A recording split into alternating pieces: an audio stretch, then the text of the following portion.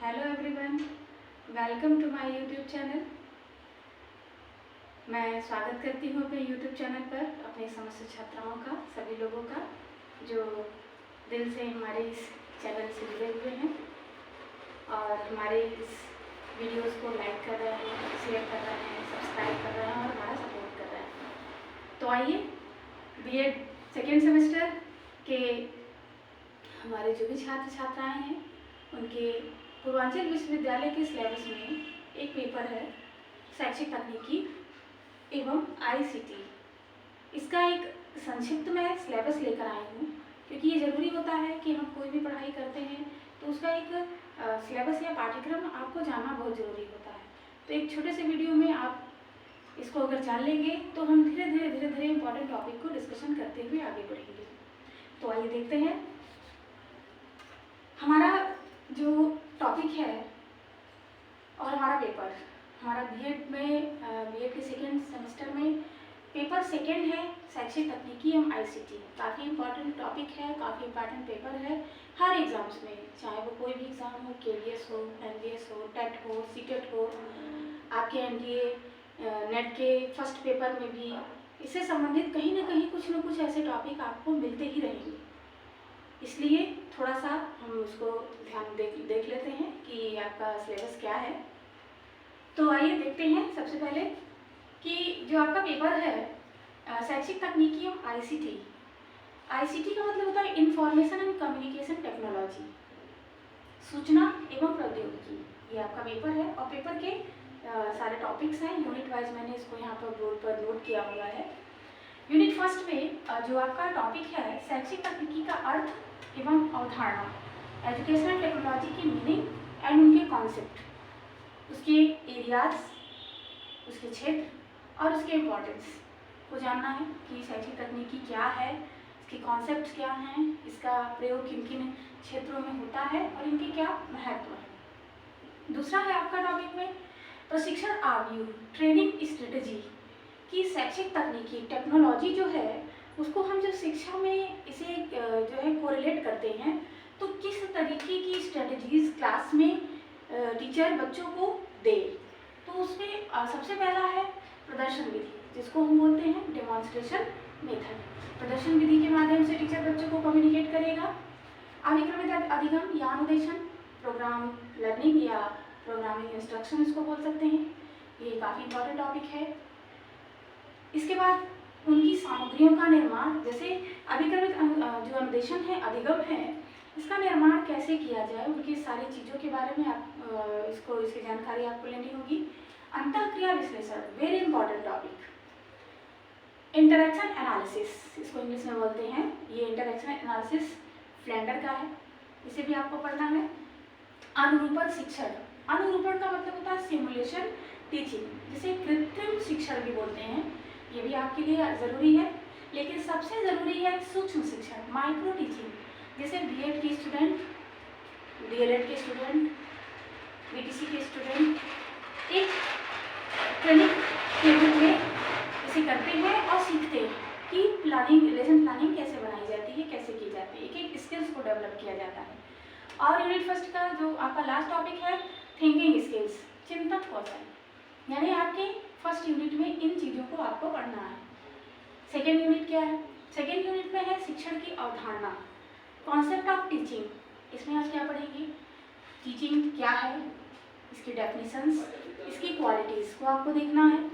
सबसे इम्पॉर्टेंट है शिक्षण के स्तर, लेवल ऑफ टीचिंग और स्टेजेस ऑफ टीचिंग। ये तो मस्ट है कि एक शिक्षक कक्षा में ऐसी कौन से स्टेजेस को विकसित करे, किस आधार पर कक्षा को बच्चों के अनुकूल बनाए, ये सारी प्लानिंग बनाना। और शिक्षण के स्तर बच्चों की एज और उनके संज्ञानात्मक पक्ष के अकॉर्डिंग, वेरी इंपॉर्टेंट है। अगला है शिक्षण अधिगम सामग्री, कि जो भी बच्चों को हम लर्निंग कराते हैं तो किस प्रकार की सामग्री होनी चाहिए। जब आप बीएड की टीचिंग करेंगे तो आपके पास एक शब्द होता है, अक्सर टीचर उस शब्द का यूज़ करते हैं, बोलते हैं, मैं यहाँ लिख देती हूँ, TLM। TLM, T फॉर होता है teaching, L for learning and M for material.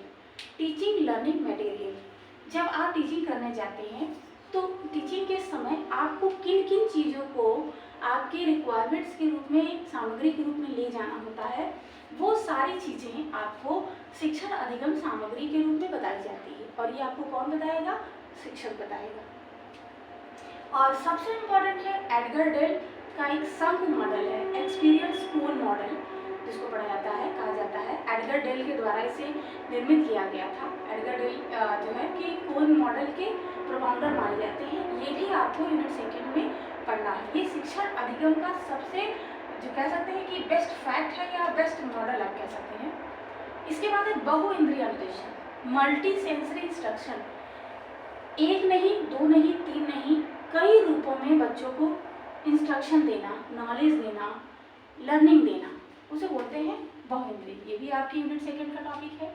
और उस सबसे ज़्यादा इम्पॉर्टेंट है teaching method and teaching techniques, कि कैसे कक्षा में एक शिक्षक छात्रों को पाठ्य वस्तु के प्रति उनकी रुचि, उनकी स्पष्टता, उनकी बोधगम्यता को स्पष्ट करे। और इसी आधार पर जो मैंने आपको बताया सूक्ष्म शिक्षण, किस तरीके की प्रविधि का प्रयोग किया जाए, ये आपको हर एक छात्राध्यापिकाओं को, छात्राध्यापकों को सूक्ष्म शिक्षण में इसके डायरेक्शन दिए जाते हैं कि कौन कौन से टीचिंग मेथड्स, टैक्टिक्स या पॉलिसीज यूज की जानी चाहिए, ये शिक्षक बताता है। तो ये तो आपको समझ में आ गया होगा यूनिट सेकंड में क्या क्या टॉपिक्स हैं। फिर यूनिट थर्ड में है प्रणाली उपागम। प्रणाली उपागम जिसको बोलते हैं सिस्टम अप्रोच या system analysis, very important topic. ये एक प्लानिंग अप्रोचेस है या प्लानिंग एनालिसिस है जिसको पढ़ना काफ़ी ज़रूरी है। और व्यक्तिगत अनुदेशन, इंडिविजुअल इंस्ट्रक्शन या इंडिविजुअल लर्निंग, कि अलग अलग ग्रुपों में बच्चों को कैसे सिखाया जाए, जैसे सामूहिक सिखाना और अलग अलग ग्रुपों में सिखाना, ये अलग अलग तरीके के लर्निंग होते हैं। व्यक्तिगत रूप में अधिगम बच्चों को क्यों दिया जाए, कैसे दिया जाए, क्या अरेंजमेंट किए जाएँ, ये सारी चीज़ें व्यक्तिगत अनुदेशन के अंतर्गत आती हैं। सहकारी अधिगम, कोऑपरेटिव लर्निंग। कोऑपरेटिव का मतलब होता है सहयोग करके। जैसे आप देखते हैं कॉलेजों में, स्कूलों में बच्चों को एक साथ सामूहिक रूप से सहयोग के रूप में कई तरीके के कार्य कराए जाते हैं। जैसे छोटा सा एग्जाम्पल, खेलकूद या विभिन्न प्रकार की प्रतियोगिताएं, या आप कह सकते हैं कि किसी तरीके की सांस्कृतिक कार्यक्रम, रंगमंच, नाटक, नृत्य, गीत, संगीत इत्यादि चीज़ें, तो वो सहकारी अधिगम के अंतर्गत आते हैं। इससे क्या होता है, बच्चे का सिर्फ व्यक्तिगत विकास ही नहीं बल्कि उनका भाव या आप कह सकते हैं बौद्धिक विकास और सबसे ज़्यादा सामाजिक पक्ष का विकास होता है। तो ये भी आपके सिलेबस में रखा गया है। फिर है आपका भाषा प्रयोगशाला, लैंग्वेज लेबोरेटरी।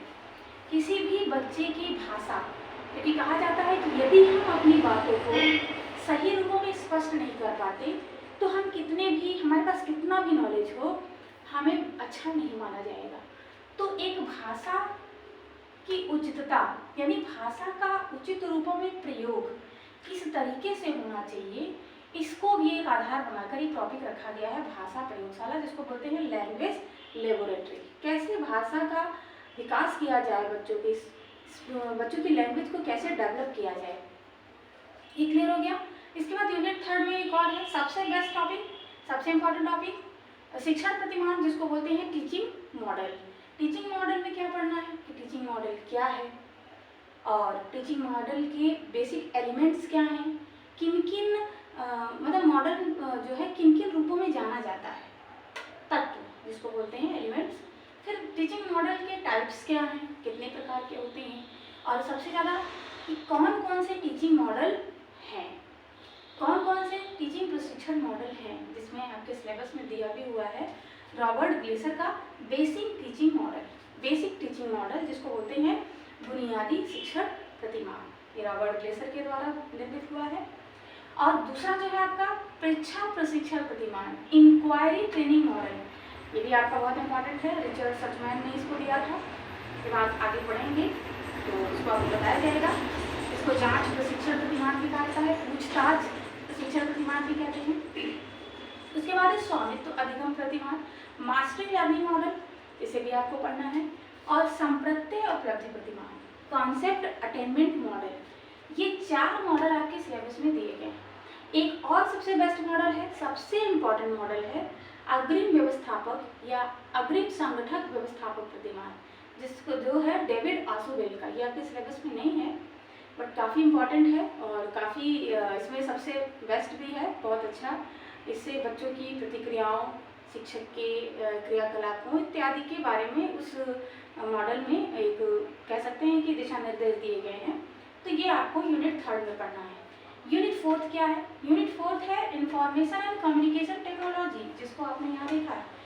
ये इसकी तो बात ही मत पूछिए, हर एक एग्जाम में, चाहे आपका यूपीएससी हो, उसमें आप देखते हैं सीसेट में कम्युनिकेशन जो है, कम्युनिकेशन स्किल एक अलग ही विषय बना हुआ है। चाहे आप यूपीएससी में देख लीजिए, फिर आप अपने राज्य स्तरीय परीक्षाओं में देख लीजिए, इंटरपर्सनल स्किल से संबंधित आईएएस में भी जो क्वेश्चंस पूछे जाते हैं, कहीं ना कहीं ये बहुत ही बेनिफिशियल होता है। संप्रेषण, तो इसमें आपको क्या पढ़ना है कि सूचना और संप्रेषण है क्या, इसके कॉन्सेप्ट।